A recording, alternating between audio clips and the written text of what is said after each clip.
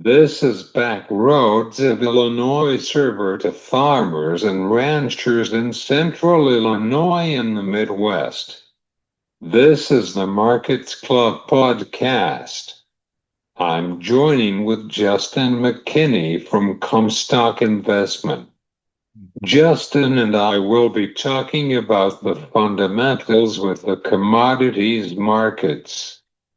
We're here to talk with Justin McKinney.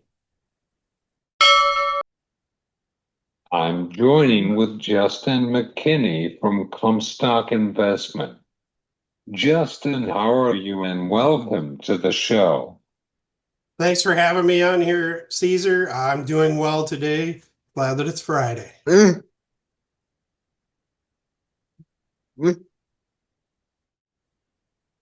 Me too, as well.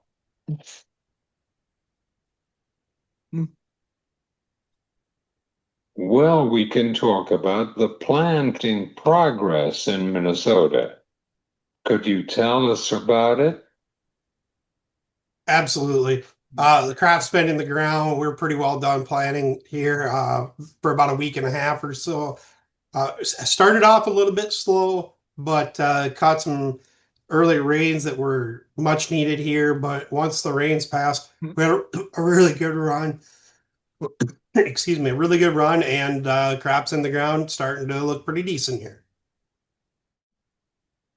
We were talking about it before the show. However, how is the weather forecast for next couple weeks? Right now, our weather, we have been a little bit chilly the last week or so.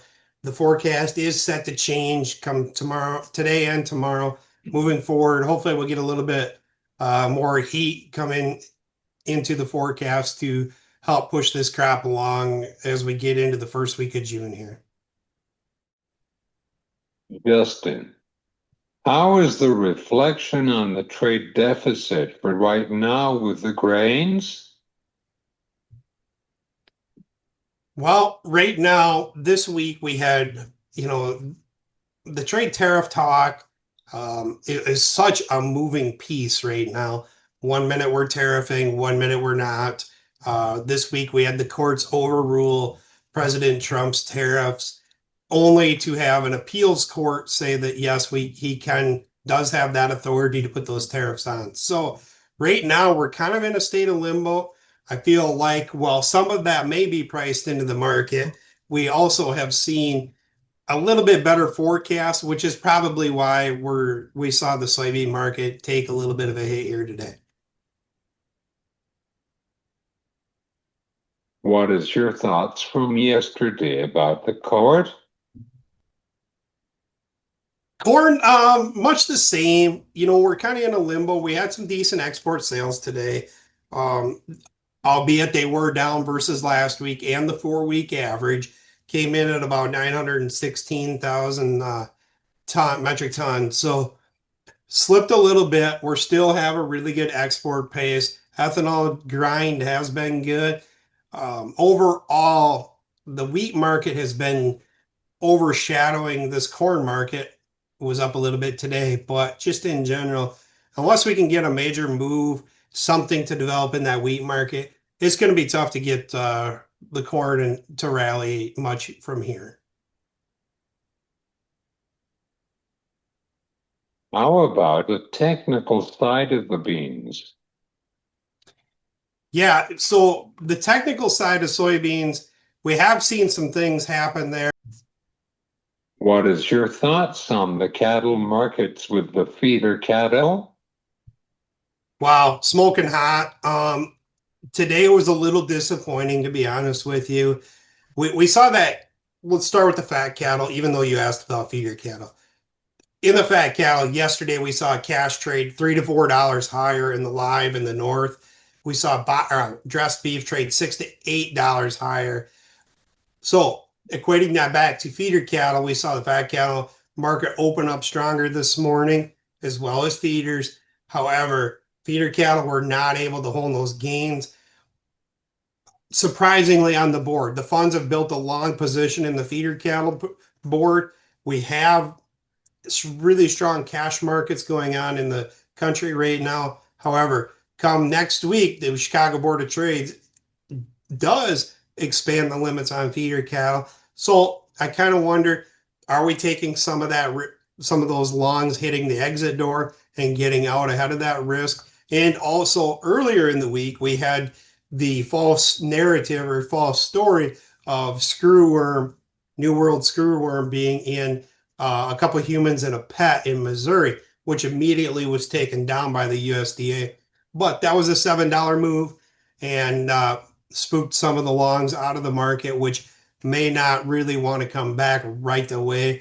We did see that August feeder cattle contract open up today. It did fill that gap. We no longer have an island top on the charts. So where do we move from here is always the question. The index it should still be hot, but it comes down to whether the funds feel confident enough to get long $300 feeder cattle. What is the cash cattle side for this week in the North, Justin? Yeah, so I had clients trade 370 in the drafts.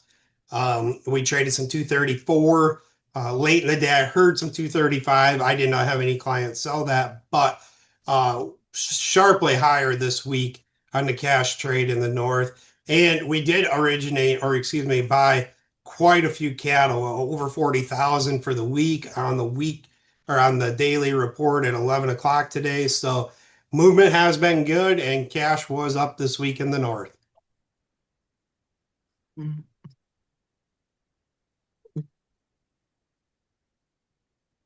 Do you have any final thoughts about the fundamentals from the grains?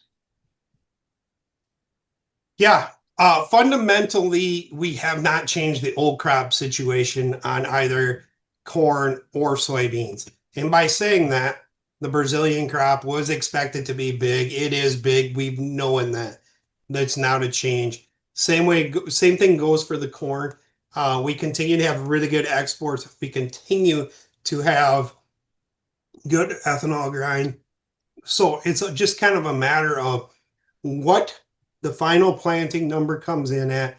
They're struggling east of the Mississippi, that Ohio region, Indiana, Southern Illinois. They got quite a bit of acres to plant yet. So as we move the calendar forward and they get to the time slot where they can prevent plant, overall, what does that look like for the picture going into harvest? How many acres do we plant? We'll have a better feel of that come Monday when the planting progress number comes out, and we'll see how much is left to plant as of Sunday night. So we look forward to that at Monday at 3 o'clock, and we'll kind of get a better handle then on the fundamentals, what we have for 25 production. Thanks, Justin. Thank you, Caesar. This is Justin McKinney from Comstock Investment on back roads of Illinois. Thanks to Justin McKinney from Comstock Investment. This been the Markets Club podcast. I am Caesar Delgado.